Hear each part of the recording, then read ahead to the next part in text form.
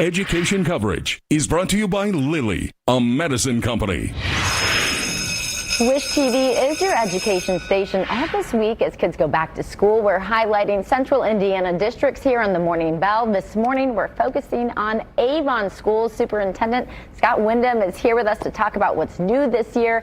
Good morning. Thank you for being here. Good morning. Thanks for having me. First day of school was Wednesday. How did it go? It was, yes. It went great. Had a great first day. So today is day 3 for us. So we're well into the swing of things and school year's off to a great start. Glad to hear it.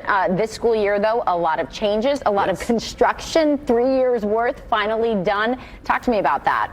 Yeah, and it's really been about 5 years of planning and then 3 years of true construction. So Avon High School has completed a significant renovation. That building's 25 years old, so it needed to be expanded to accommodate our current enrollment and plans for the future to serve up to 4,000 students.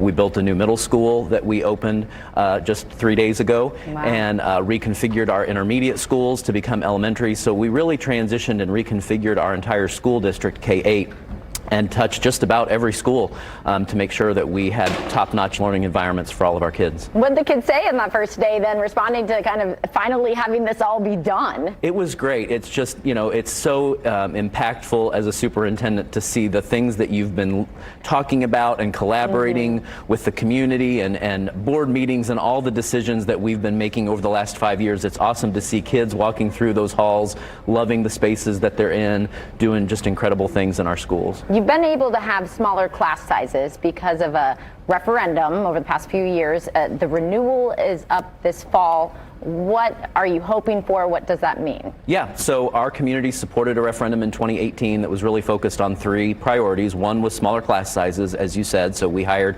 additional teachers to keep our class sizes lower, more competitive pay for our teachers, and then more supports and opportunities for our kids. So state law says that referendums are only good for 8 years, and then you have to go back to your community and ask them to support it again. And so that's what we'll be doing in November, is going back to our community and asking them to support those same 3 priorities. But we've also been able to reduce our tax rate that we're asking our community over the last 7 years. So the next 3 months will be busy of trying to educate our community about really that referendum has been our vital lifeline to provide the supports and the class sizes and meet the expectations of our students, our parents, and our community, and we want to continue that. You had to do a lot of educating over the summer because you did some redistricting as well this school year. What does that mean when it comes to, I guess, the different schools and then start times? Yeah, so we spent months working with a group of parents, staff members, studying all kinds of different options as we looked at redistricting, and that did include start and end times. Ultimately, we want to make sure we do what's best for kids and their learning, but also a reality is the number of bus drivers we have is limited, and it's always a challenge to have bus drivers, and so coming up with a schedule that allowed us to maximize our bus drivers. So for some of our students, that wasn't that significant of a change. For others of our schools, it was a pretty significant change, going from maybe a 9:15 start to a 7:20 start.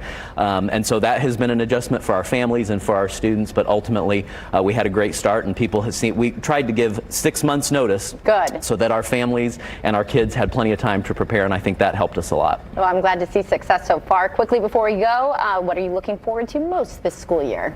I'm just looking forward. We had a great year last year, great academic gains, great extracurricular success for our kids, and like I said earlier, I think just seeing our kids in these spaces and being able to see them succeed over the course of the year, that's what gets me excited every day. Well, thank you so much for sharing the excitement from the district this morning. We really appreciate it. Thank you. It is